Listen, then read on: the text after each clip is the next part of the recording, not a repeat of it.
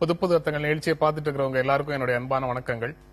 இன்றைய நிகழ்ச்சியில் பங்கேற்பதற்காக ஆவடி தொகுதியின் அனைத்து இந்திய அண்ணா திராவிட முன்னேற்ற கழக வேட்பாளர் பாண்டியராஜன் அவர்களும், ஆவடி தொகுதியின் மறுமலர்ச்சி திராவிட முன்னேற்ற கழக வேட்பாளர் அந்தரிதாஸ் அவர்களும் நம்ம அரங்கத்துக்கு வந்திருக்கிறாங்க.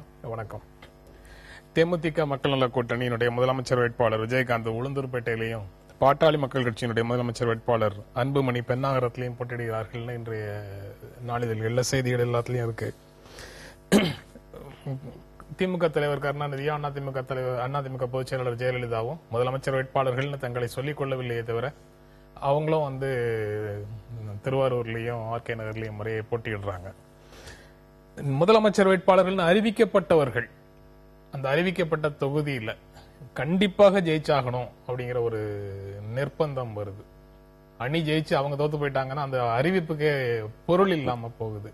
இந்த மாதிரி சூழல்ல அந்த மாதிரி முதலமைச்சர் வேட்பாளர் அறிவிப்பு அப்படிங்கிறது தேவை அப்படின்னு நினைக்கிறீங்களா? சில கட்சிகளுக்கு அந்த தேவை இருக்கு. குறிப்பாக கூட்டணியா இருக்கிறப்போ அந்த தேவை அதிகமா இருக்கு. திராவிட முன்னேற்ற கழகத்தை பொறுத்த வரைக்கும் உங்களுக்கு தெரியும் யார் முதல்வர் அப்படின்றதுல பெரிய குழப்பங்கள் ரொம்ப நாளா இருந்துகிட்டு இருந்தது. ஸ்டாலினா, கருணாநிதி அவர்களா, அந்த மாதிரி கேள்வி. அதனால அவங்க அறிவிக்கப்படாமல் இருப்பது ஒரு அன்சர்டனிட்டி தான் அந்த கட்சி தொண்டர்கள் மனசுல உருவாக்குதுன்னு நினைக்கிறேன். அனைத்து இந்திய அண்ணா திராவிட முன்னேற்ற கழகத்தை பொறுத்த வரைக்கும் எந்த கேள்விக்குறியும் யார் மனசுலும் கிடையாது. இங்கு கழகத்தின் முழு வடிவமே அம்மா அவர்கள் தான். அதனால அந்த கேள்வி அல்ல. இந்த குறிப்பிட்ட 2 வேட்பாளர்களை பொறுத்த வரைக்கும், பெண்ணாகரம் உளுந்தூர்பேட்டையில் கண்டெஸ்ட் பண்றதை பொறுத்த வரைக்கும் அவங்க கண்டிப்பா அந்த இடத்துல ஜெயிச்சாகணும்ன்ற ஒரு கட்டாயம் இருக்கு. ஏன்னா அன்புமணி அவருக்கு குறிப்பா இதுவரைக்கும் ஒரு சட்டமன்ற தேர்தலே ஃபேஸ் பண்ணதில்லை. தேர்தலே ஃபேஸ் பண்ணதில்லை. இப்பதான் பாராளுமன்றத்தில் ஃபேஸ் பண்ணி ஜெயிச்சிருக்காரு. ஸோ அதனால அவங்களுக்கு ஒரு கட்டாயம் இருக்குன்னு தான் நினைக்கிறேன். இந்த டயத்துல அந்த கட்டாயம் இப்ப குறிப்பாக இந்த காலகட்டத்தில் 2 கட்சிகளுமே ஒரு 3வது இடத்துக்கு 4வது இடத்துக்கு அந்த மாதிரி ஒரு போட்டிட்டு இருக்கிற காலகட்டத்தில் அவங்க நின்று அதை ப்ரூவ் பண்ண வேண்டிய ஒரு கட்டாயம் இருக்குன்னு நினைக்கிறேன். ஒரு சிறு காசை கூட கபலீகரம் செய்யாத அரசியல் உலகம் கொஞ்சம் கொஞ்சமாக மாறி அரசியல் சூதாட்ட களமாக மாறிவிட்ட இந்த சூழ்நிலையிலே ஒரு முதலமைச்சர் வேட்பாளருக்கு என்பது ஒரு பாதுகாப்பான தொகுதி என்பது நிச்சயமாக வேண்டும். எந்த அடிப்படையிலே போடியிலே, ஆண்டிப்பட்டியிலே, ஸ்ரீரங்கத்திலே, ஆர்கே நகரிலே முதல்வர் அவர்கள் போட்டியிட்டார்களோ, எந்த அடிப்படையிலே குளித்தலையிலே, சைதாப்பேட்டையிலே, துறைமுகத்திலே, சேப்பாக்கத்திலே கலைஞர் அவர்கள் போட்டியிட்டாரோ அந்த அடிப்படையிலே முதல்வர் வேட்பாளராக இருப்பவர்கள் ஒரு பாதுகாப்பான தொகுதியிலே போட்டியிடு என்பது வழக்கமான ஒன்று. அதுவும் பெண்ணாகரத்தை பொறுத்தவரையிலே இடைத்தேர்தலிலே கூட இன்றைக்கு ஏற்கனவே ஆண்ட கட்சியை இன்றைக்கு டெபாசிட் இருக்கின்ற அளவிற்கு அவர்கள் வலுவாக இருக்கிறார்கள் என்பதிலே அந்த தொகுதியை தேர்ந்தெடுப்பதிலே ஆச்சரியப்படுவதற்கு ஒன்றும் கிடையாது. அதே போலவே தேமுதிகவை பொறுத்தவரையிலே அவர்களுக்கு ஒரு ஸ்ட்ராங் ஹோல்டு ஏரியா என்று சொல்வார்களே, அந்த அடிப்படையிலே உளுந்தூர்பேட்டை என்பது மரியாதைக்குரிய விஜயகாந்த் அவர்களுக்கு ஒரு பாதுகாப்பான தொகுதி. அந்த அடிப்படையிலே அதை தேர்வு செய்திருக்கிறார். உங்களுடைய அணி முதலமைச்சர் வேட்பாளர் ஒவ்வொரு தேர்தலுக்கும் ஏன் தொகுதி மாற்றுகிறார் அப்படிங்கிற கேள்வி வருவதற்கு முன்னாலேயே எல்லா முதலமைச்சர் வேட்பாளர்களும் இந்த மாதிரி தொகுதி மாறி தான் நின்றுருக்காங்கிற பதிலோட கேடயத்தோட களத்துக்குள்ள வரீங்க நீங்க நினைக்கிறேன். ஆனா வெற்றி பெறாமல் போகிறதுக்கான ஒரு பாசிபிலிட்டி, அதாவது வெற்றி பெறுவார்ங்கிற நம்பிக்கையில தான் அவர் பாதுகாப்பான தொகுதியில் நிற்கிறாருங்கிறது ஒரு பக்கம். ஒருவேளை வெற்றி பெறாமல் போயிட்டா அந்த அறிவிப்புக்கு பொருள் இல்லாம போகுது, அர்த்தம் இல்லாம போகுது. அப்படிங்கறதுக்காக தான் நான் அந்த கேள்வியை கேட்கிறேன். அந்த முதலமைச்சர் வேட்பாளர்னு ஒரு அறிவிக்கிறது பொருளற்றதாக போகுதா அப்படிங்கிற கேள்விக்கு தான் நம்ம அப்படி இல்ல. இதுல இந்த சட்டமன்ற தொகுதியிலே தோற்றுவிட்டால் அவருக்கு முதலமைச்சர் என்கின்ற அந்த வாய்ப்பு வராதுன்னு சொல்ல முடியாது. அறிஞர் அண்ணா அவர்களே தோற்று போனவர் தான். அதுக்கு பிறகு 6 மாதம் கழித்து நடந்த இடைத்தேர்தலிலே தான் அவர் மீண்டும் அந்த தொகுதி பதவியை தக்க வைக்க முடிகிறது. காமராஜர் அவர்கள் கூட இடையிலே தான் 6 மாதம் பொறுத்து தான் சட்டமன்ற தேர்தலுக்கு வேட்பாளர்கள் என்று தேர்வு செய்யப்பட்டிருக்கிறார். அதனால அதோடு அந்த வாய்ப்பு முடிந்து விட்டது, முற்றுப்புள்ளி ஆகிவிட்டது என்று சொல்ல முடியாது. அவர் சட்டமன்ற தேர்தலில் மறுபடியும் தேர்ந்தெடுக்கப்படல, பாராளுமன்றத்தில் நாகர்கோவிலுக்கு போய். அது போக அண்ணாவும் ஒரு பேஸ்ல 67 தேர்தலில் அவர் தோற்று போய் உடனடியாக முதலமைச்சர் ஆனாரா அப்படின்னு இல்ல. அவர் தோற்று போன தேர்தல் வேறு. அப்படி தேர்தலில் நின்று தோற்று போய், ஒருவேளை தோற்று போய் அதற்கு பிறகு அணி ஜெயிச்சிட்டுச்சுன்னா அவரை முதலமைச்சராக்கி 6 மாசத்துக்குள்ள இன்னொரு தொகுதியில எம்எல்ஏ ஆக்குறது அப்படின்னு வழக்கமான இடைத்தேர்தல் ஃபார்முலாக்கள் படி வெற்றி பெறுவது, ஆளுங்கட்சியை வெற்றி பெறும்னு ஏற்றுக்கொள்ளப்பட்ட ஒரு நீதியின்படி ஜெயிச்சு முதலமைச்சராக கன்டினியூ பண்ணலாம் அப்படின்னு ஒரு நடைமுறையை நீங்க ஏற்கிறீங்களான்னு கேக்குறேன். இல்ல, அந்த நடைமுறை சரியில்லை. அந்த நடைமுறை ஏற்றுக்கொள்ள முடியாது.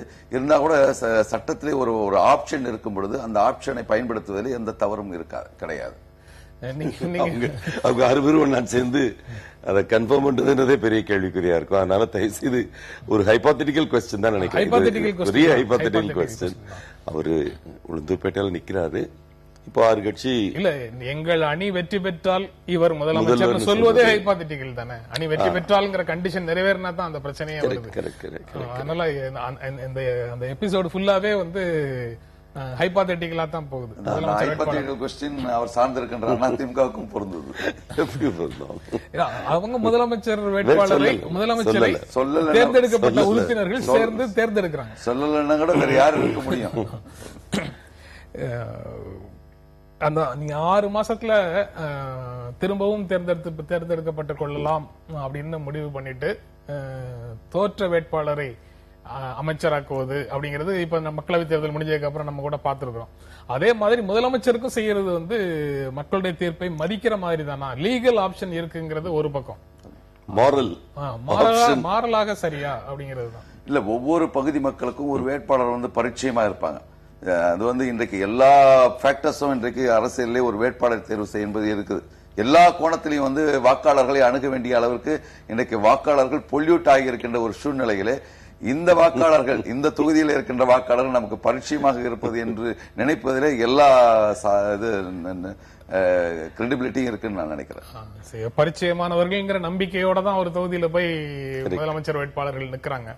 ஆனா ஒருவேளை பரிச்சயம் போதுமானதாக இல்லைன்னு வச்சுக்கோங்க, அவர்கள் அங்க தோற்கடிக்கப்படவும் வாய்ப்பு இருக்கு. கண்டிப்பா பரிச்சயம் என்பது திரும்ப தோற்கடிக்கப்படவும் வாய்ப்பு இருக்குன்னா நான் விஜயகாந்த் தோற்கடிக்கப்பட வாய்ப்பு இருக்குன்னு சொன்ன மாதிரியே பொருளாகுது. அதை பற்றி பேசுறதுனால அல்லது அன்புமணி ராமதாஸ் தோற்கடிக்கப்பட வாய்ப்பு இருக்குன்னு சொல்ற மாதிரியே பொருளாகுது. பர்கூர்ல ஜெயலலிதா போட்டியிட்டும் கூட தோற்றுக்கிறாங்க. அங்க நம்பிக்கையோட தான் அவங்க போட்டியிட்டாங்க. ஆனா அந்த மக்கள் அவங்களுக்கு ஆதரவு கொடுக்கல. அதே மாதிரியான ஒரு சூழல் யாருக்கு வேண்டுமானாலும் நிகழலாம். அது மாற்று கருத்து இல்ல. என்னோட ஒரே கருத்து, இந்த தீம்ல இப்போ இவர்தான் முதலமைச்சர் வேட்பாளர் அப்படின்னு சொல்றதே வெற்றி பெறுவதற்கு ஒரு காரணியாக உந்து சக்தியா இருக்குன்ற எண்ணத்துலதான் இவங்க அறிவிக்கிறாங்கன்றது என்னோட கருத்து, தாழ்மையான கருத்து. ஏன்னா சரி, ஜெயிச்சா ஒரு சீஃப் மினிஸ்டர் அப்படின்ற ஒரு எண்ணத்துல அதுக்கு ஒரு 5% எக்ஸ்ட்ரா கிடைக்கும் எண்ணத்துல போட்ட மாதிரி படுது எனக்கு. கண்டிப்பா இந்த 2 வேட்பாளரையும், குறிப்பிட்ட 2 வேட்பாளர்களுமே அவங்களுடைய சுய பிம்பமே கூட 3rd or 4th அந்த ரேஞ்சில தான் இன்னைக்கு இருந்துட்டு இருக்கான்னு ரெண்டு தாழ்மையான கருத்து. ஆனால் இந்த கேள்வியே சரி, ஒரு முதல்வர் வேட்பாளர் அப்படின்னு அடிச்சு போனா கொஞ்சம் எக்ஸ்ட்ரா கிடைக்கும் அந்த ஒரு எண்ணத்துல பண்ற மாதிரி நினைப்பது. அவர்தான் செகண்டா தேர்டான்னு சொல்வதே ஒரு மூட நம்பிக்கை. தப்பா சொல்லக்கூடாது. அதுவே அப்படி ஒரு முடிவு பண்ணுவதே தவறான ஒரு இது. அது ஒரு மூட நம்பிக்கைன்னு கூட சொல்லலாம். அரசியல்ல ஜனநாயகம் என்பது மேலது கீழாகவும் கீழது மேலாகவும் மாறி மாறி பண்ணி வருகின்ற ஒரு சைக்கிள் தான். அதுல யார் வேண்டுமானாலும் முதலிடத்துக்கு வரலாம். இவர்களுக்குத்தான் பட்டா எழுதி வைக்கப்பட்டது என்று யாரும் உறுதியாக சொல்ல முடியாது. அதனால இப்போ மாறி வரும் உலகம், அதாவது 96 நான் வேட்பாளராக நிற்கும் போது அல்லது அண்ணன் வேட்பாளராக இருக்கும் பொழுது இருந்த வாக்காளர்களுக்கும் இப்பொழுது இருக்கின்ற வாக்காளர்களுக்கும் அந்த விழிப்புணர்வு அடிப்படையில் பெரிய வேறுபாடு இருக்கிறது. ஆகவே தெளிவான சிந்தனையோடு இன்றைக்கு வருகின்ற இளைய தலைமுறை இருக்கிறது என்பது உறுதியான ஒன்று. அதாவது நீங்க சொல்றது அந்த 2 கட்சிகள், 2 கூட்டணிகள் அப்படின்னு இருக்கும்போது உண்டான சூழல்ல உண்டான காலம் பழைய காலம். இப்ப அது இல்ல. அப்படி அதனால புதிய வாக்காளர்கள் எந்த மாதிரி முடிவெடுத்திருக்காங்கன்னு உறுதியாக சொல்ல முடியாதுங்கிறதுல இருந்து நீங்க சொல்றீங்க. கண்டிப்பா அந்த சொல்ற ஒரு இதுல உண்மை இருக்கு. புதிய தலைமுறை வாக்காளர்கள் பரிச்சயம் என்பதை விட இவர் என்ன செஞ்சிருக்காருன்னு சிந்திச்சு செய்யற ஒரு சூழ்நிலை இருக்கு. நான் இது வரைக்கும் பார்த்த அளவுக்கு ஃபர்ஸ்ட் டைம் ஓட்டர்ஸ் பாத்தீங்கன்னா இவரு நல்லா தெரிஞ்சவரு, இந்த ஊர்க்காரரு, அந்த மாதிரி ஒரு கான்செப்டோட விஜயகாந்த் அவர்கள் மாறி மாறி நிக்கிறாங்க 3 வாட்டினா கூட அதுல நான் குறை காணல. பிராங்க்லி அது ஒரு ஸ்ட்ரென்த்னு பாக்குறேன். ஓகே, ஆனா என்ன செஞ்சிருக்காரு, என்ன செய்ய போறாரு, இந்த மாதிரி விஷயங்களை கேட்கறாங்க. இப்ப 10 நாளா பிரச்சாரத்துல இருக்கேன். அந்த இடத்துல பாத்தீங்கன்னா அவங்க முன்னால மாதிரி ஈவன் 8 வருஷத்துக்கு முன்னால் நான் நின்னப்ப கூட இந்த அளவு விழிப்புணர்வு பார்க்கல. ரொம்ப ஷார்ப்பா கேட்கறாங்க. அதனால ஈவன் அம்மா அவர்களோட பிரச்சாரத்தை எடுத்துக்கிட்டீங்கன்னா முழுக்க முழுக்க இது செஞ்சோம் ஸ்பெசிபிக்கா இந்த இடத்துக்கு இது செஞ்சோம் இந்த இடத்துக்கு இது செஞ்சோம்னு சொல்றதை இன்னைக்கு மக்கள் எதிர்பார்க்கறாங்க. நான் 2 முறை சட்டமன்ற தேர்தலையும் 3 முறை நகரமன்ற தலைவர் தேர்தலும் போட்டியிட்டு வெற்றி வாய்ப்பு இழந்தேன். இருந்தோட மக்கள் இடத்துல போகும்போது அவர் கேட்கறாங்க இன்னும் அடிப்படை வசதிகள் இப்படி இருக்கு, நான் இன்னும் பதவிக்கே வரலாமா இதுக்குள்ள கேட்கறீங்களா அப்படின்னு சொன்னா அப்போதான் நியாயத்தை புரிஞ்சு கொள்கிறார்கள். யார் பதவியிலே இருக்கிறார்கள், யாரை கேட்க வேண்டும் என்கின்ற அந்த விழிப்புணர்வு இப்பொழுதுதான் வர தொடங்கி இருக்கிறது. அந்த விழிப்புணர்வு வாக்களிக்கும் முறையையும் மாற்றி அமைக்கும் அப்படின்னு நினைக்கிறீங்க? கண்டிப்பா வாக்களிக்கும். அந்த ட்ரெண்ட் செட்டரா இருக்கலாம், அது கண்டிப்பா இருக்கலாம். சில அதாவது முதலமைச்சர் வேட்பாளர்கள் வெற்றி பெறதை பற்றி பேசும்போது இன்னொரு நேற்று கிட்டத்தட்ட மக்கள் நல கூட்டணி வேட்பாளர்கள் பட்டியல் எல்லாம் வந்துருச்சு. அதுல மார்க்சிஸ்ட் கம்யூனிஸ்ட் கட்சியினுடைய தமிழ் மாநில செயலாளர் ஜி ராமகிருஷ்ணன் போட்டியிடல, இந்திய கம்யூனிஸ்ட் கட்சியினுடைய முத்தரசன் போட்டியிடல, ஏற்கனவே ஜி கே வாசன் போட்டியிடவில்லை என்று ஒரு அறிவிப்பை கொடுத்திருக்கிறாரு. இது எல்லாமே அந்த அணி தோல்வியை ஏற்றுக்கொண்டு விட்டது அப்படின்னு ஒரு பிரச்சாரத்தை சில நண்பர்கள் முன்னெடுக்கிறாங்க. அதை நீங்க கண்டிப்பா அனுமதி பெற்றுவிட்டு கண்டெஸ்ட் பண்ணலாம் அப்படின்ற வாய்ப்பு அந்த கட்சியுடைய கட்டமைப்பிலே இருக்கிறப்போ அவங்களோட ஸ்ட்ராங்கஸ்ட் வேட்பாளராக இருக்கக்கூடிய 2 பேருக்கு வாய்ப்பு கொடுக்காம இருக்கிறது. அதுல ஒரு வேட்பாளர் நல்லதொரு வீணை செய்தே அப்படின்னு ஒரு ட்வீட் போடுறது, அதுக்கு கண்டிப்பா அந்த மக்கள் நல கூட்டணியுடைய வலுவை குறைக்குதுன்னு தான் நினைக்கிறேன். அவங்க தலைவர்கள் கண்டெஸ்ட் பண்ணாது ஒரு பக்கம் இருக்கட்டும். என்னோட கேள்வி உங்களோட ஸ்ட்ராங்கஸ்ட் கேண்டிடேட் இருக்கவங்க கூட போட்டி போட வாய்ப்பு அளிக்காமல் கட்டமைப்பை காரணமாக காட்டுவது ஒரு தேவையற்றது நினைக்கிறேன். ஏன்னா பிரசிடென்ஸ் இருக்கு, இது எல்லாத்துக்குமே பிரசிடென்ஸ் இருக்கு. எங்களை பொறுத்த வரைக்கும் அதை கிரிட்டிசைஸ் பண்ண விரும்பல. யார் என்னாலும் தோக்க போறாங்கன்றப்போ அவங்க இருக்கல கொஞ்சம் ஸ்ட்ராங்கஸ்ட் கேண்டிடேட்ஸா கூட போட்டிருக்கலாம் என்னுடைய கருத்து. பட் அவங்களுடைய உட்கட்சி இஷ்யூ இதுல நான் உள்ள போய் விரும்பல. கட்சியினுடைய தலைவர்கள் போட்டியிடவில்லை என்கின்ற காரணத்திற்காக அவர்கள் தேர்தலிலே அச்சம் கொள்கிறார்கள் என்ற அர்த்தம் கிடையாது. மற்ற வேட்பாளர்களை எந்த முறையிலே வியூகம் அமைத்து ஸ்ட்ராட்டஜி அமைத்து டாக்டிக்ஸோடு வெற்றி பெற செய்ய வேண்டும் என்கின்ற அதற்காக நேரத்தை செலவிட வேண்டும் என்பதற்காக கூட ஒரு தேர்தலில் ஒதுங்கி இருக்கலாம். அப்படின்னு பார்த்தா 96 போட்டியிட்ட எங்களுடைய தலைவர் வைகோ அவர்கள் இப்பொழுது மீண்டும் கோயில்பட்டியலை போட்டிக்கிறார் சொன்னா நாங்க வெற்றி பெற்று விடுவோம் என்ற நம்பிக்கையோடு நாங்க போவது சாதாரணமான ஒன்றுதான. 2004 வைகோ போட்டியிடவில்லைன்னா அந்த கூட்டணி தோற்று விடுங்கிறதுக்காக போட்டியிடாம இந்த ஆர்குமெண்ட் அங்க எடுக்கல. 2004 போட்டியிடாம போறது 2004 போட்டியிடாம போறது அந்த கூட்டணி தோற்று விடுங்கிற பயத்தினால வைக்க காரணங்களுக்காக போட்டியிடல. 2004 அவர் பொடா சிறைச்சாலையில் இருக்கும்போது கலைஞரின் சிறைச்சாலைக்கு காத்துக் கொண்டிருந்தார், பொடா நீதிமன்றத்துக்கு காத்துக் கொண்டிருந்தார் சொன்னா 577 நாள் சிறை தியாகத்தை அறுவடை செய்ய வேண்டும் என்பதற்காக அன்னைக்கு கரண்ட் மாதிரி எப்பொழுதுமே வைகோவுடைய பேச்சு என்பது மின்சாரம் பாய்ச்சுவதை போல இருக்கும். அந்த தேர்தலில் 40 தொகுதிகளும் அவர் சுற்றி சுழன்றடிக்குவதுதான் 40 தொகுதிகளும் யூபிஏ தமிழ்நாட்டை பொறுத்தவரை வெற்றி பெறுவதற்கான ஒரு கால மைய புள்ளியாக அமைந்தது. ஆகவே அப்படி நிச்சயமாக நம்ம எடை போட முடியாது. இல்ல நீங்க சொல்றதுதான் நானும் சொல்றேன். அதாவது போட்டியிடவில்லை என்றால் தோல்வி பயம் தான் காரணம்னு சொல்வது உண்மை அல்ல. அவர் 2004 கூட்டணி 40 தொகுதிகளையும் வெற்றி பெறும் போது கூட அவர் போட்டியிடுவதை தவிர்த்தார் அப்படின்னு தான் நான் சொல்றேன். அப்படின்னு தவிர்த்தார் என்பதை விட தனக்கு நிச்சயமாக 1,00,000 மேற்பட்ட வாக்குகளை ஜெயிப்போம் என்று தெரிந்தும் தன்னுடைய சகாக்கு விட்டு கொடுத்திருக்கிறார் என்பது ஒரு முன்மாதிரியான ஒரு சம்பவமாக தான் கருத வேண்டும். அந்த மாதிரி முன்மாதிரிகளை நம்ம பிற கட்சிகளில் எதிர்பார்க்க முடியும் இல்ல. பல நேரங்களில் கட்டமைப்புகள் தலைமையை மீறி இருக்கக்கூடாதுன்னு என்னுடைய தாழ்மையான கருத்து. இப்ப பல இடங்கள்ல பாத்தீங்கன்னா இவங்க சொல்றாங்க இது எங்க கட்டமைப்பு, இது எங்க நாம்ஸ், இதுபடி நாங்க நடக்கிறோம் சொல்றப்போ தெரிந்தே கூட ஒரு ஸ்ட்ராங்கான வேட்பாளருக்கு நீங்க வாய்ப்பு கொடுக்க முடியாம போறது ஆகுதுன்றது என்னுடைய கருத்து. தலைமைக்கு அந்த அளவுக்கு ஈவன் கட்டுப்பாடுகளை உடைத்தெறிந்து கட்சிக்கு நல்லது செய்யற அதிகாரம் இருக்க வேண்டும்.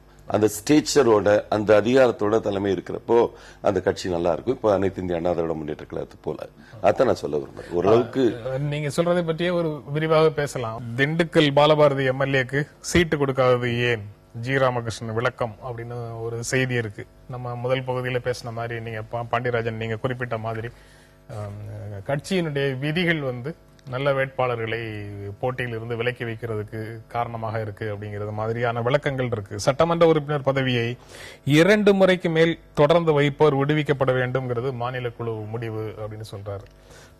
அந்த மாநில குழு யாருக்காவது 3வது முறை கொடுக்கணும். ஏற்கனவே பாலபாரதிக்கு 3வது முறைக்கே போன முறை விதிவிலக்காக அனுமதி வாங்கி தான் கண்டெஸ்ட் பண்ண வச்சாங்க. இப்ப 4வது முறை கொடுக்கல, அதுதான் காரணம் அப்படிங்கறது அவர் சொல்றாரு. டெல்லி பாபு, அரூர் டெல்லி பாபுவுக்கும் அதே காரணம், 2 முறை முடிஞ்சிடுச்சு, அதனால அவருக்கு 3வது முறை கொடுக்கல அப்படின்னு சொல்றாரு. இந்த மாதிரியான விதிகள் அவசியம்னு நிறைய பேர் நினைக்கிறாங்க. இந்த முடிவுகளுக்கு, இந்த விவரங்கள் தெரிந்ததற்கு பிறகு பாராட்டியவர்களும் இருக்கிறாங்க, நல்லதொரு வீணை செய்தே அப்படின்னு சொல்லி அதற்கு வேறு காரணங்கள் கற்பிக்கிறவங்களும் இருக்காங்க. இல்ல அவங்க முதல்ல கேட்டாங்களே தெரியல. முதல்ல இதுல எனக்கு தெரிஞ்ச என்கிட்ட சொல்லியிருக்கிறாங்க, அவங்க இந்த முறை விருப்பப்படலன்னு சொல்லியிருக்கிறாங்க.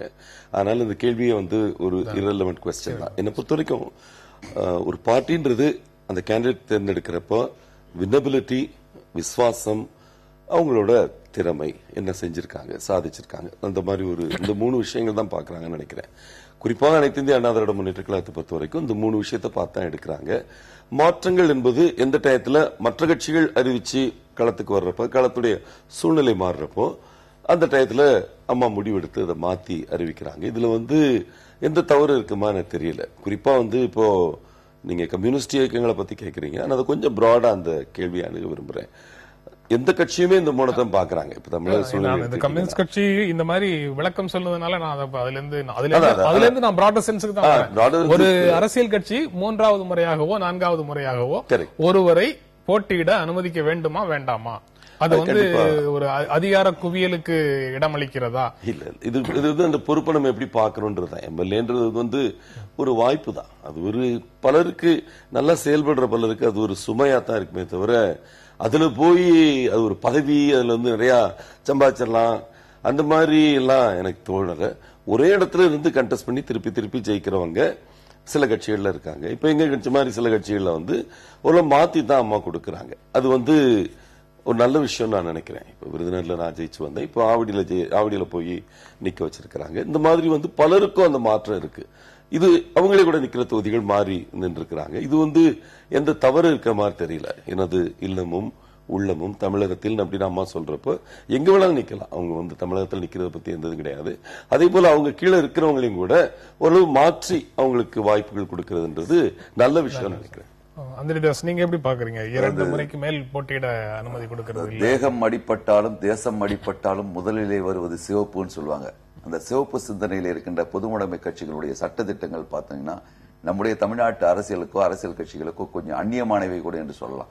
ஏன்னா நீங்க செலவு கூட கட்சி தான் செலவு பண்ணும், உங்களுடைய சம்பளத்தை கூட கட்சி தான் கொடுக்கணும், உங்களுக்கு சம்பளம் கட்சி தான் கொடுக்கணுன்றது பொதுவா நடைமுறைக்கு சாத்தியமா என்பதை அதை சாத்தியப்படுத்தி இருக்கிறார்கள் என்பதே பெரிய ஒரு பெருமைக்குரிய விஷயமா நடத்த வேண்டும். மரியாதைக்குரிய பாலபாரதி அவர்கள், அண்ணன் அவர்கள் சொன்னதை போல 3 முறை போட்டியிட்டாலும் கூட அந்த பகுதியிலே பரிச்சயமானவர். நீங்க தொகுதி அலசல் நீங்க பார்க்கும்போது கூட அவர் எப்பொழுதும் எளிமையாக இருக்கக்கூடிய, யார் வேண்டுமானாலும் பார்க்கலாம், தொகுதி மக்களுடைய பிரச்சனைக்காக அவர் களத்தில் நின்று போராடி இருக்கிறார் என்கின்ற பதிவைத்தான் இருக்கிறார்கள். நான் என்ன சொல்றேன்னா, அதுக்காக விதிவிலக்குகள் நம்ம விவாதத்திற்கு கொண்டு வர முடியாது.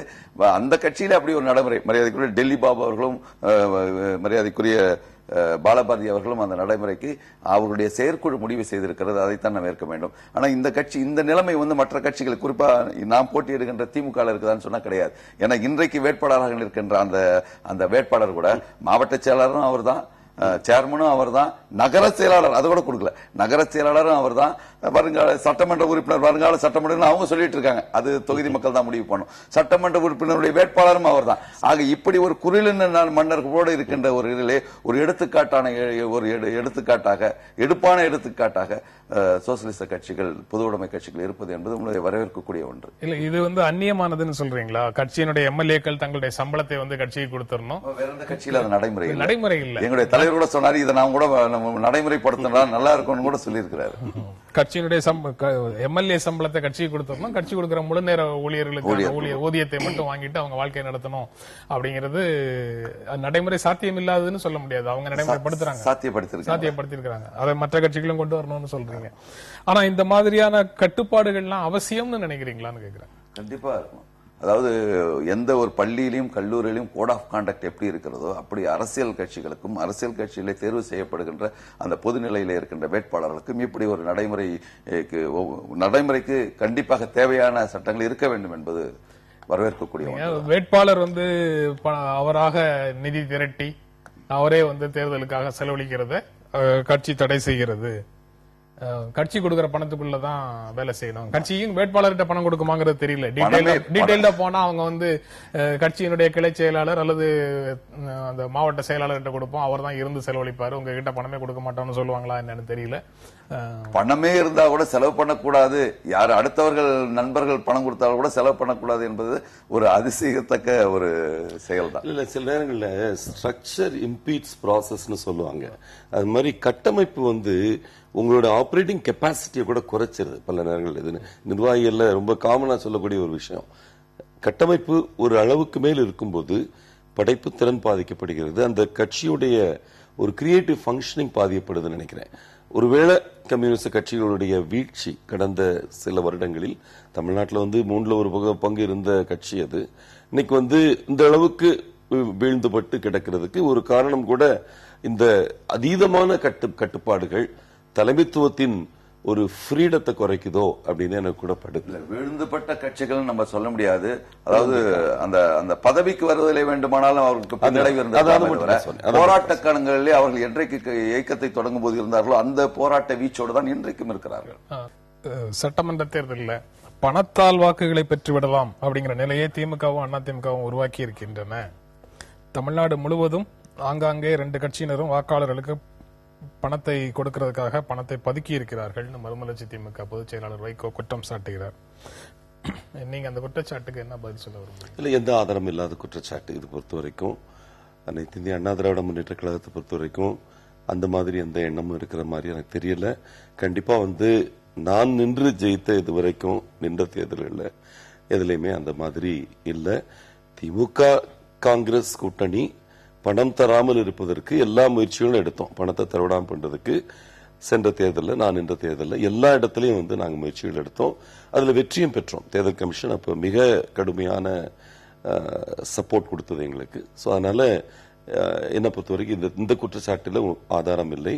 அவங்க சொன்னாங்க பங்களால இதுக்கு வேன் போச்சு, இது போச்சு, இது போச்சு, அது எதுக்குமே ஆதாரம் இல்லைன்னு எலெக்ஷன் கமிஷனும் சொல்லியிருக்காங்க, காவல்துறையும் சொல்லியிருக்காங்க. எங்களை பொறுத்த வரைக்கும் அந்த மாதிரி எந்த எண்ணமும் கிடையாது. அந்த மாதிரி கொடுத்து ஜெயிக்க வேண்டிய நிலையில அனைத்து இந்திய அண்ணா திராவிட முன்னேற்ற கழகம் இன்னைக்கு இல்லைன்னு நினைக்கிறேன். ஒவ்வொரு கூட்டத்துக்கும் அந்த அளவு எழுச்சி மிகுந்த ஒரு ரெஸ்பான்ஸ் வருது. களத்துல நான் நேர்ல பாக்குறேன். அதனால அம்மாவின் சாதனைகளே போதும், அம்மாவுடைய நலத்திட்டங்கள், வளர்ச்சி திட்டங்கள், இதை அழகா எடுத்து கொண்டு போயிட்டு இருக்கோம். ஒவ்வொரு நுக்கன் கார்னர் ஆஃப் தி கண்ட்ரி, ஒவ்வொரு குடும்பத்திலையும் ஒவ்வொரு குடிசையிலையும் அம்மாவுடைய தாக்கம் இருக்குன்னு நினைக்கிறோம். அதனால இந்த மாதிரி எந்த தேவைகளுமே எங்களுக்கு இல்லை. 2014 தேர்தலிலே மரியாதைக்குரிய பிரவீன்குமார் அவர்கள் ஒப்புதல் வாக்குமூலம் கொடுத்திருக்கிறார். எங்களால் பண பட்டுவாடாவை தடுத்து நிறுத்த முடியவில்லை என்று சொல்லியிருக்கிறார். காலங்காலமாக இருந்து வருகின்ற ஆணையர்கள், அதாவது தேர்தல் ஆணையர்கள் வந்து இதைத்தான் சொல்கிறார்கள். திடீரென்று ஒரு நாள் கர்நாடகாவிலே வந்து ஆம்புலன்ஸ் வண்டியிலே 108 வேன் பறந்து கொண்டிருந்தது. எங்களுக்கே புரியவில்லை. 2 நாட்களுக்கு முன்னால், தேர்தலுக்கு 2 நாட்களுக்கு முன்னால் சரிபார்த்த பொழுது கட்டுக்கட்டாக பணங்கள் அதில் போய்க் கொண்டிருக்கின்றன. இன்றைக்கு நிதர்சனமான உண்மை எது என்று சொன்னால், பணம் இல்லாமல் வாழ்க்கை இல்லை, ஆனால் பணமே வாழ்க்கையும் இல்லை. வாழ்க்கைக்கும் பொருள் வேண்டும், வாழ்வதற்கும் பொருள் வேண்டும் என்கின்ற அந்த நிலையிலே இருந்தாலும் கூட ஒரு மணி மைண்டட் சொசைட்டி என்பது இன்றைக்கு நம்முடைய சமுதாயத்தில் இருக்கிறது என்பது உண்மை. ஆனால் அதையும் மீறி பணம் மாத்திரமே தேர்தலுடைய வெற்றியை நிர்ணயிக்கிறதா என்று சொன்னால், சென்ற தேர்தலில் ஜெகத் ரட்சகன் ஜெயித்திருக்க வேண்டும், தயாநிதி மாறன் ஜெயித்திருக்க வேண்டும், அல்லது மரியாதைக்குரிய பாரிவேந்தர் ஜெயித்திருக்க வேண்டும், அல்லது ஏசி சண்முகம் ஜெயித்திருக்க வேண்டும். இவர்களெல்லாம் ஜெயிக்கவில்லை என்று சொன்னால் பணம் மாத்திரமே தேர்தலினுடைய வெற்றியை நிர்ணயித்து முடியாது என்பதிலே பொதுமக்கள் கொஞ்சம் விழிப்புணர்வு அடைந்திருக்கிறார்கள் என்பதுதான் நிதர்சனமான உண்மை. பண பலம் மிக்கவர்கள் ஜெயிக்க முடியாதுங்கிறதுக்கு நீங்க சொல்றதெல்லாம் உதாரணம். ஆனா பணத்தை மக்களிடம் கொடுத்தவர்கள் வெற்றி பெற்றிருக்கிறார்கள் அப்படின்னு தானே நீங்க வந்து கடந்த காலத்துல குற்றம் சாட்டி இருக்கிறீங்க. நாடாளுமன்ற தேர்தலை பொறுத்த வரைக்கும் நீங்க வந்து 144 தடை உத்தரவு போட்டு அதிமுக வந்து பணத்தை மக்களிடம் கொடுத்தது அப்படிங்கிறது தானே உங்களுடைய குற்றச்சாட்டு. அப்ப பணத்தை மக்களிடம் கொடுத்தவர்கள் வெற்றி பெற்றிருக்கிறார்கள் தானே ரிசல்ட் ஆகுது. அப்படி சொல்ல கொடுத்தவர்களாம் வெற்றி பெற்று விட்டார்களான்னு சொல்லவே முடியாது. நான் வந்து இதுவரை 5 தேர்தல்களை போட்டி இருக்கிறேன். தேர்தல் ஆணையம் எவ்வளவு நிர்ணயித்திருக்கிறதோ அந்த தொகை, அவ்வளவுதான் முடியும் என்னால. அந்த தொகையை தான் நான் செலவழித்திருக்கிறேன். ஆனால் நான் இன்றைக்கு குறைஞ்சபட்சம் 23,000 அதிகபட்சம் 28,000 வரை, நான் நகரமன்ற தலைவர் தேர்தலையும் சேர்த்து சொல்கிறேன், 28,000 வந்திருக்கிறேன். ஆனா 2011 தேர்தலில் இதே ஆவடி தொகுதியில ஒரு பெரிய கோட்டீஸ்வரர் என்றால் பல கோடிகளை செலவழித்தார். ஆனால் நான் வாங்கிய 23-28,000 வாக்குகள் என்பது போய் வெறும் ஒரு 8,000 வாக்குகள் தான் அவரால் பெற முடிந்தது அப்படின்னு சொன்னால் அது எல்லாவற்றையும் சாதித்து விடாது என்பது என்னுடைய தொகுதியை ஒரு சாட்சியாக இருக்கிறது. இந்த மாதிரியான விஷயங்களை வச்சுதான் பணத்தால வாக்குகளை பெற முடியாதுன்னு வைகோ சொல்றாருன்னு சொல்லலாம். ஆமா, கண்டிப்பா. ஆனா பணம் மூலமாக பெற்று விடுவார்களோங்கிற அச்சமும் உங்களுக்கு இருக்கு. அந்த அச்சம் கிடையாது. ஏன்னா மரியாதைக்குரிய பேரறிஞர் அண்ணா சொன்னார், வாலிபர்கள் உரிமை போர்ப்படையின் ஈட்டி முனைகள் மாணவர்கள், அவருடைய உள்ளத்திலே புரட்சி புயல் இருக்கும், விசாரம் என்கின்ற நஞ்சு கலக்கப்படாத பருவம், அந்த பருவத்தை பக்குவமாக இந்த தேர்தலை பயிர் செய்ய போகிறார்கள் என்பதுதான் உண்மை. 1.5 கோடி பேர் இன்றைக்கு புதிய வாக்காளர்கள் இருக்கிறார்கள், புது வாக்காளர்கள். அவர்கள் தான் போகின்ற முதல் வாக்கு இன்றைக்கு நிச்சயமாக ஊழலை ஒழிக்கின்ற வாக்காக இருக்க வேண்டும் என்று அவர்கள் நினைக்கிறார்கள். நம்முடைய முதல் வாக்கு இதற்காக பயன்பட வேண்டும் என்று அவர்கள் நினைக்கிறார்கள். அதை எந்த கட்டத்திலும் பொல்யூட் செய்துவிட முடியாது. பணத்தினுடைய ரோல் ரொம்ப குறைவு அப்படின்னு சொல்லுவீங்களா நீங்க? கண்டிப்பா அது அண்ணன் சொல்ற ஒரு கருத்துல எனக்கு உடன்பாடு தான். அதாவது இளம் வாக்காளர்களை பொறுத்த வரைக்கும் இன்னைக்கு அவங்களுக்கு வேலை, யாரு வேலை கொடுப்பாங்க, யாரு தனக்கு நல்ல படிக்க வைப்பாங்க, இந்த மாதிரி கேள்விகளை கேட்கறாங்க. எனக்கு என்னமோ அவங்க இளம் வாக்காளர்கள் ஏதோ ரொம்ப ஜாலியா சுத்திட்டு இருப்பாங்க, சோசியல் மீடியா பார்த்துட்டு இருப்பாங்க, இதெல்லாம் தவறுன்றது என்னோட ஒரு புரிதல். அவங்கள நீங்க பணத்தால எல்லாம் வாங்க முடியாது. அவங்கள யார் தனக்கு வேலை வாய்ப்பு உருவாக்கி கொடுக்கக்கூடிய கட்சி, அவங்க என்ன செஞ்சிருக்காங்க இது வரைக்கும், அதை பார்த்து ரொம்ப சிந்திச்சு வாக்களிக்கக்கூடிய ஒரு இளைய சமுதாயம் நமக்கு வந்திருக்குன்றது ரொம்ப பெருமைப்படுறேன். அதை பொறுத்து அது அவங்க நீங்க 200 ரூபா கொடுக்குறீங்களோ 2000 ரூபா கொடுக்குறீங்களோ அதெல்லாம் அவங்களுக்கு வித்தியாசம் கிடையாது நினைக்கிறேன். பெரிய பெரிய செக்ஷன். அது பணத்தை மக்களிடம் கொடுத்தாலும் மக்கள் அதை பொருட்படுத்த மாட்டாங்க. பணம் கொடுப்பவர்கள் வெற்றி பெற முடியாது அப்படிங்கிற அதனால் மட்டும் அந்த சீனினால மட்டும். அடுத்த பிரச்சாரத்துல இன்னொரு முக்கியமான ரோல் மதுவிலக்கு தொடர்பான பிரச்சாரம் ஒரு முக்கியமான ரோல் எடுக்குது. நீங்க மதுவிலக்கு பற்றி பேசுவதற்கு திமுகவுக்கு தகுதி கிடையாதுன்னு பூரண மதுவிலக்கு அவங்க அந்த வார்த்தையை சொல்றது இல்ல. பூரணமே திமுகவுக்கு பிடிக்காத போல இருக்கு. அது சட்டத்தின் மூலம் புது சட்டம் போடுவோன்றதெல்லாம் போலித்தனத்தின் உச்சம். சட்டத்தினுடைய பொருள் பூரண மதுவிலக்கு அல்லது முழு மதுவிலக்குன்னு அவங்க சொல்லலையே தவிர, அவங்க சட்டம் ஏற்றுவோம் அப்படின்னு சொல்றது மதுவிலக்கை நடைமுறைப்படுத்துவதற்காக சட்டம் ஏற்றுவோம் சொல்றதுக்கு பொருள் அதுதானே. நீங்க அந்த ஒரு சொல்லை சொல்லவில்லை அப்படின்னு சொல்லி நீங்க அவங்களுக்கு தகுதி இல்லைன்னு அது எதை போலித்தனம் நான் சொல்றோம்னா, ஒரு எக்ஸிகியூட்டிவ் ஆர்டர் மூலமாக செயல்படுத்தக்கூடிய படிப்படியான மதுவிலக்கை நான் சட்டம் தீட்டுவேன்னு சொல்றது ஒரு போலித்தனம்ன்றது என்னுடைய கருத்து. ஏன்னா ரொம்ப நாளா அவங்க சொல்லிட்டு இருக்காங்க. இன்னைக்கு ஒரு 6 மாசத்துக்கு முன்னால அண்ணா திராவிட முன்னேற்ற கழகம் இதை அறிவித்திருமோன்ற ஒரு பயத்துல அடுத்த நாள் காலையில அறிக்கை விடுறாரு கருணாநிதி அவர்கள், இந்த மாதிரி மதுவிலக்கு கொண்டு வந்துருவோம் முத கையெழுத்து அந்த மாதிரி ட்ராக்ல. பட் இன்னைக்கு தேர்தல் அறிக்கையில அவங்க சொன்னதுலயே பாதி விஷயங்களை காணும். இன்னும் பூரண மதுவிலக்கு இல்ல, டாஸ்மாக கலைச்சிருவோன்றாங்க, அப்ப மறுபடியும் தனியார் மயக்கமாக்க போறாங்களா, இந்த மாதிரி கேள்விகளை தான் அது ஓபன் ஆகி விடுதே தவிர, ஏன்னா ரொம்ப டீட்டெயில்டா அறிக்கை கொடுத்திருக்காங்க. தேர்தல் அறிக்கை பல விஷயங்கள் கட் அண்ட் பேஸ்டா வரும். போன இதுல இருந்து அதே இந்த வாட்டி வரும். இந்த மாதிரி இருக்கிறது ஒரு பக்கம் இருந்தாலும் கூட புரட்சித் தலைவி அம்மா அவர்கள் என்ன சொல்லியிருக்காங்கன்னா, அவங்க தேர்தல் அறிக்கையை அக்குவேறு அணுவேரா கிழிச்சு ஒவ்வொன்றும் எத்தனை விஷயங்கள் நீங்க போன அறிக்கையில இருந்தது அதே இந்த அறிக்கையில இருக்கு. போன அறிக்கையில 2 தேர்தலுக்கு முன்னால அவங்க ஜெயிச்சு வந்த இடத்துல இருந்த அறிக்கை கூட அந்த மாதிரி டயர் பண்ணிருக்காங்க. அதுல ஒரு விஷயம் தான் அந்த பூரண மதுவிலக்குன்றது. அம்மா எது சாத்தியமோ அதை அறிவிச்சிருக்கிறாங்க. முதல்ல மதுக்கடைகளை மூடுவது, சில மதுக்கடைகளை மூடுவது, பார்களை முழுமையா மூடுவது, டிஅடிக்ஷன் சென்டர்ஸை உருவாக்குறது, அதுக்கப்புறம் கொஞ்சம் கொஞ்சமா முழு மதுவிலக்கை கொண்டு வர்றது ஓவர் 5 இயர்ஸ். இதைத்தான் சொல்லியிருக்காங்க. 71 மது என்கின்ற சாத்தானை நுழைய விட்டது கலைஞர் அவர்கள். அந்த கலைஞர் 96 முரசலில் எழுதிய கடிதத்திலே அவர் என்ன சொல்லியிருக்காரு, நிச்சயமாக மதுவிலக்கை கொண்டு வருவோம் சொல்லிட்டு இப்போ சொல்லியிருக்கிறது எவ்வளவு கேலி கேட்டதோ அப்படி நத்தம் விஸ்வநாதன் அவர்கள் மதுவிலக்கை கொண்டு வருவதற்கு சாத்தியமே இல்லை என்று சொல்லிவிட்ட பிறகு தேர்தல் அறிக்கைகளையும் இன்றைக்கு மேடை பேச்சுகளையும் பேசிக் கொண்டிருப்பது என்பது எந்த அளவுக்கு என்பது தமிழ்நாடு மக்கள் உணர்ந்து புரிந்து வைத்திருக்கிறார்கள். ஆனால் இது இன்றைக்கு காலத்தின் தேவையாக இருக்கிறது. சசி பெருமாள் இறந்த பிறகு நடைபெற்ற அந்த சம்பவங்கள், நாட்டிலே பொதுமக்களுடைய விழிப்புணர்வோடு நடைபெற்ற அந்த சம்பவங்களாக இருந்தாலும் சரி, இன்றைக்கு நீங்க ஒரு 4 நாட்களுக்கு முன்னால் தந்தி பேப்பர்ல ஒரு செய்தி வந்தது. ஒரு பாட்டி தன்னுடைய பேத்தியை குடிபோதையிலே தவற விட்டு இருக்கிறார் என்ற செய்தி வந்திருக்கிறது. நான் எடுத்துன்னு வரல இன்னைக்கு. ஆக 4 வயது குழந்தை முதல் பாட்டி வரை இன்றைக்கு மதுக்கு அடிமையாக இருக்கின்ற ஒரு சமுதாயத்தை உருவாக்கி வைத்திருக்கிறார்கள். மகிழ்ச்சியிலே தொடங்கி துயரத்திலே முடிவதுதான் மது. அதனால்தான் மகிழ்ச்சியினுடைய முதலிடத்தையும் துயரத்தினுடைய முதலிடத்தையும் வைத்து மது என்று வைத்திருக்கிறார்கள். அந்த மது இந்த 3 தலைமுறை தள்ளாட்டத்திற்கு கொண்டு வந்திருக்கிறார்கள் என்று சொன்னால் மாறி மாறி வருகின்ற இந்த அரசியல் தலைமைகள் தான் அவற்றை அப்படி வைத்திருக்கின்றன. இதிலே கொஞ்சம் விழிப்புணர்வு வேணும். 1923 சென்னை மாகாணத்தில் மரியாதைக்குரிய தாத்தா இரட்டைமலை சீனிவாசன் அவர்கள் ஆங்கிலேய அரசாங்கத்திடம் கேட்டார், குறைஞ்சபட்சம் நீங்க சண்டேவிலையாவது விடுமுறை நாட்கள்லையாவது ஞாயிற்றுக்கிழமையாவது மூடி வைங்கள் என்று சொல்லும்போது அந்த ஆங்கில அரசு கேட்டது. அந்த ஆங்கில அரசுக்கு இருக்கின்ற அந்த சமுதாய பார்வை, அந்த சமுதாய அந்த விழிப்புணர்வு இங்கே இருக்கின்ற நம்முடைய இயக்கங்களுக்கு இல்லை என்பதுதான் நிதர்சனமான உண்மை. நீங்க ஊழல் ஒழிப்பு, மது ஒழிப்பு இரண்டையுமே நீங்க பிரச்சாரத்துல முக்கியமான விஷயங்களாக முன் வச்சிட்டு இருக்கிறீங்க.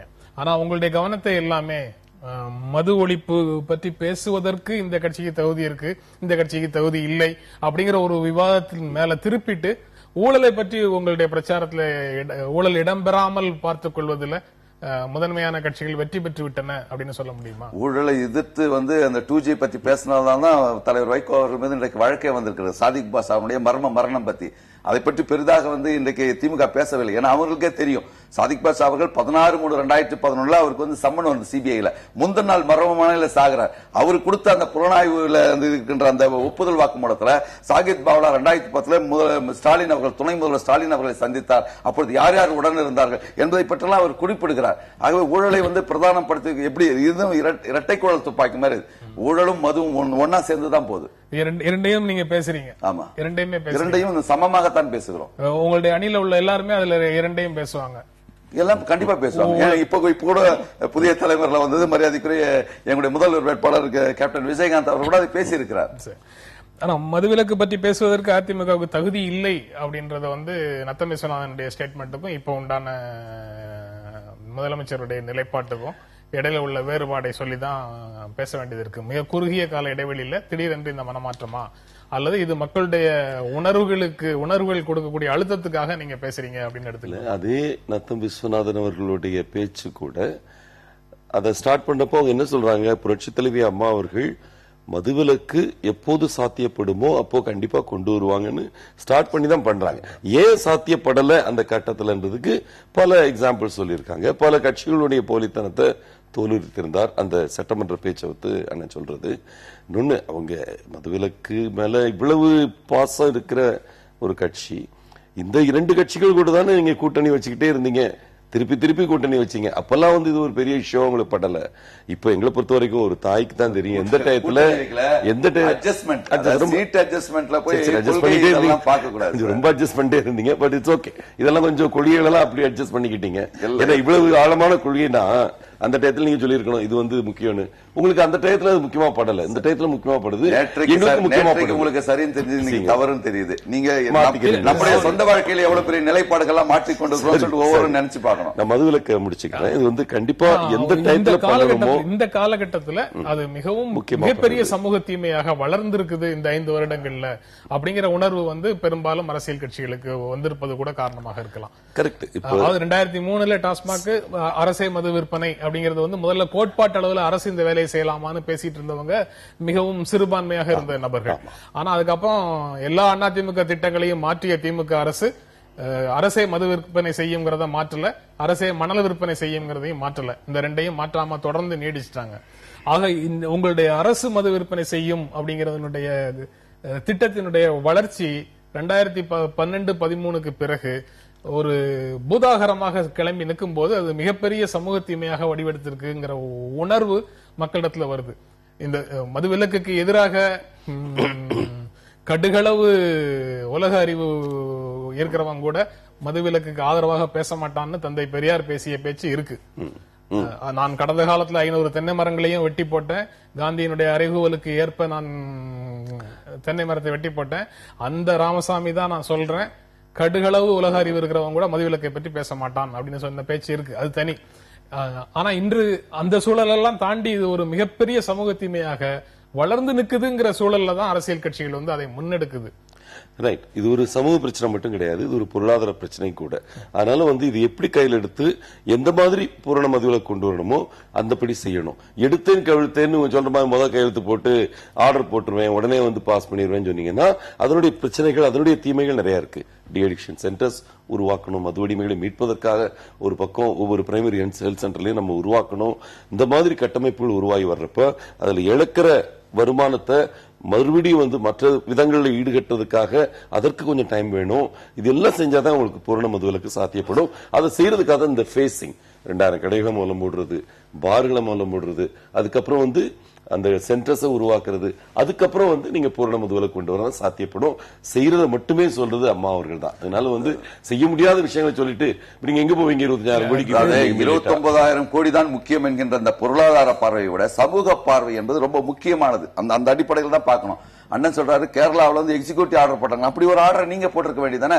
734 கடைகளிலே 324 கடைகள் முதல்ல மூடுகிறோம், ஞாயிற்றுக்கிழமை இல்லை. அதாவது தள்ளாட்டத்திற்கு எதிரான தன்னுடைய முதல் படியை பதிவு செய்த போது நாங்க இங்கிருந்து கேட்டோம், ஏன் குறைஞ்சபட்சம் கேரளா வைத்திருக்கின்ற அந்த அடிப்படையிலேயாவது இந்த அணுகுமுறை ஏன் நீங்கள் கையாளவில்லைன்னு சொல்லிட்டு கேட்டோம். அப்போ சொன்னாங்க இல்ல இந்த 29,000 கோடி வைத்துக் கொண்டு தமிழக சர்க்காரையே நடத்த முடியாது என்கின்ற சூழ்நிலை இருக்கிறது, ஆகவே இது சாத்தியமில்லைன்னு சொல்லிட்டு நத்தம் விஸ்வநாதன் அவர்கள் சட்டசபையிலே பதிவு செய்திருக்கிறார்கள்.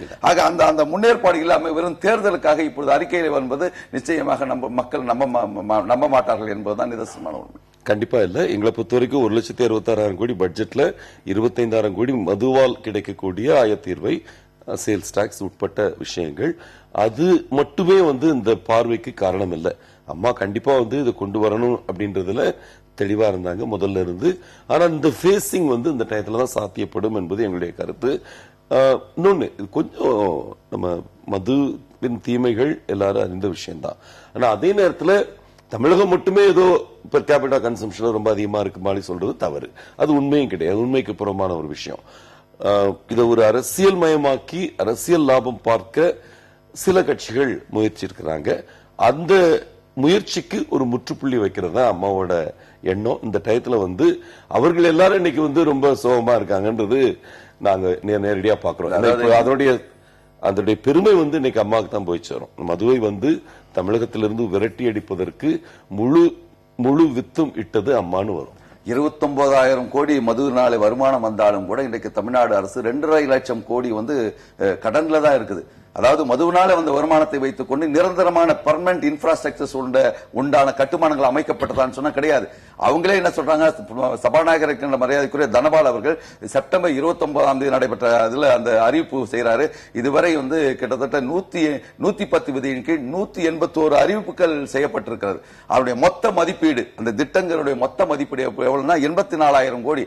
அதுல 20,000 கோடி தான் இன்றைக்கு நிறைவேற்றப்பட்டிருக்கிறது சொன்னால் எல்லாமே அறிவிப்புகளாகத்தான் இருக்கிறது தவிர பொருளாதார ரீதியாக இந்த 29,000 கோடியை வைத்துக் கொண்டு என்ன பெர்மனன்ட் இன்ஃப்ராஸ்ட்ரக்சர் இங்கே நடைமுறைப்படுத்தப்படுது என்பதை விளக்க வேண்டும். அவர்கள் சொந்த 791 அறிவிப்புகள்ல பாதி அறிவிப்புகள் 350 அறிவிப்புகளுக்கு பக்கத்துல அந்த நிமிஷமே செயல்பாட்டுக்கு வரக்கூடிய நோட்டிபிகேஷன்ஸ் மிச்சம் இருக்கிறதா ஃபண்ட்ஸ் ரெடி பண்ண வேண்டிய விஷயங்கள். இப்போ 9 தென் மாவட்டங்கள்ல வர வேண்டிய 9 தொழிற்சாலைகள், தொழிற்பூங்காக்களை பொறுத்த வரைக்கும் அது லாங் டேர்ம். அதுல மட்டுமே 35,000 கோடி பாத்துக்கங்க. அந்த 35,000 கோடி இன்னும் வரல, ஃபேக்டரியை காணும் அப்படின்னு சொல்றது தவறு. ஏன்னா அதுல சாத்தியக்கூறு அறிக்கைகள்ல இருந்து, விரிவான அறிக்கைகள்ல இருந்து, பைனான்ஸ் டைப் பண்றதுல இருந்து 7 ஸ்டேஜ் இருக்கு. அந்த ஸ்டேஜ்ல ஒன்னொன்னா கடந்துட்டு இருக்கோம். இப்ப விருதுநகர் பூங்கா எடுத்துக்கிட்டீங்கன்னா ஏற்கனவே இடம் எடுக்கப்பட்டு விட்டது, கன்சல்டன்ட் அப்பாயின்ட் பண்ணப்பட்டுட்டாங்க. இந்த மாதிரி தான் வரக்கூடிய விஷயங்கள். அதை மட்டும் நீங்க எடுத்துக்கிட்டு நிறைவேற்றிய அந்த நிமிஷமே நிறைவேற்றப்பட்ட அந்த அறிவிக்கைகளை நீங்க தவறா பேசக்கூடாது. அதை மட்டும் சொல்ல விரும்பல. அண்ணன் கிட்ட பணியோட சொல்றேன், கடைசி கட்ட அறிவிப்புகளை மாத்திரம் நான் சொல்லல, 110 அறிவிப்புகளை மாத்திரம் சொல்ல. ஒரே ஒரு உதாரணம் சொன்ன, 2012 சர்க்கரை தொழிலாளர்களுக்கு இரட்டை சம்பள விகிதம் இருக்குன்னு சொல்லிட்டு ராஜீவ் ரஞ்சன் ஒரு அறிக்கை கொடுத்திருக்காரு. 2012 அந்த அறிக்கை கொடுத்து அது போராடினதுடைய அடிப்படையில் அன்னைக்கு 110 விதியின் கீழ் இதே மரியாதைக்குரிய முதலமைச்சர் அவர்கள் ஒரு அறிவிப்பை செய்கிறார். உடனடியாக நாங்கள் அதை தீர்த்து வைக்கிறோம். 2012 கொடுக்கப்பட்ட 110 கீழ் அறிவிப்பு இன்னும் அறிவிப்பா தான் இருக்கு. இரட்டை சம்பள விகிதம் இன்றைக்கு மாறுபட்ட சதவீதம் தான் அங்க தொழிலாளர்கள் இன்றைக்கும் போராடக்கூடிய நிலைமையில தான் இருக்கிறாங்க. இல்ல அதே 110 கடைசி ஒரு வாரத்தில் அறிவிக்கப்பட்ட விஷயம் கூட, குறிப்பாக மாற்றுத்திறனாளிகளுக்கு 40% இருந்ததுன்னா உங்களுக்கு அந்த 1000 ரூபாய் உதவித்தொகைன்றது உடனே செயல்பாட்டுக்கு வந்தது. 5 லட்சம் பேருக்கு தாக்கம் இருக்கக்கூடிய ஒரு விஷயம் யாருமே சொல்லி செய்யல. இது அம்மா அவர்கள் தன்முனைப்பால் இதை அறிவிச்சாங்க. இதே இது போன அரசாங்கத்துல ரோடு ரோடா போய் வந்து அவங்க மாற்றுத்திறனாளி போரிட்டும் கூட இந்த ரிலாக்ஸேஷன் பண்ணல. 60% வச்சீங்கன்னா 60%க்கு 40% இருக்க வித்தியாசம் 5 லட்சம் பேருக்கு உங்களுக்கு 1000 ரூபாய் கிடைக்கக்கூடிய ஒரு வாய்ப்பு.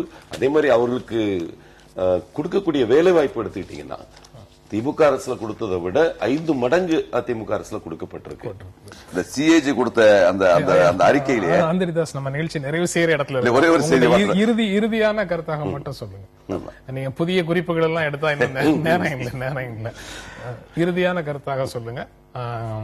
மறுமலர்ச்சி திமுக அல்லது மக்கள் நல கூட்டணி, தேமுதிக கூட்டணி எப்படி அதிமுகவை விட திமுகவை விட சிறப்பாக மக்களுக்கு சேவை செய்யும் அப்படிங்கிறது சுருக்கமாக உங்க பதில் சொல்லுங்க. அதாவது ஊழலின் உச்சத்தை தொட்ட ஒரு வழக்கும் உலக மகா சொத்து குவிப்பு வழக்கும் 2016 ஒரு முடிவுக்கு வரும். தமிழகம் விடிவுக்கு வரும். தேமுதிக தமாக மக்கள் நல கூட்டணி ஆட்சிக்கு வரும்.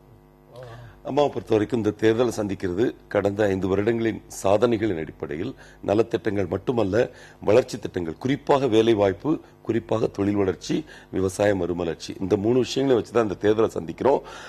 என்ன செய்ய போறோம்ன்றதுல முதல்ல அவங்க அறிவிச்சிருக்கிறது இந்த மதுவிலக்கு, பூரண மதுவிலக்கு கொண்டு வருவோம், படிப்படியாக 5 வருடத்துல கொண்டு வருவோம் சொல்லியிருக்காங்க. ஒவ்வொரு தொகுதி சார்ந்த நலத்திட்டங்கள், என்ன வளர்ச்சி திட்டங்கள்ன்றது சொல்லிதான் அந்த தேர்தலை சந்திக்க போறோம். அதனால ஒரே சின்னத்துல, இரட்டை இலை சின்னத்துல 234 தொகுதியிலையும் போட்டி போடக்கூடிய அந்த வலிமை, கட்சியின் கட்டமைப்பு வலிமை எல்லாமே இப்ப டெமான்ஸ்ட்ரேஷனுக்கு வந்துட்டு இருக்கிற ஒரு விஷயம்.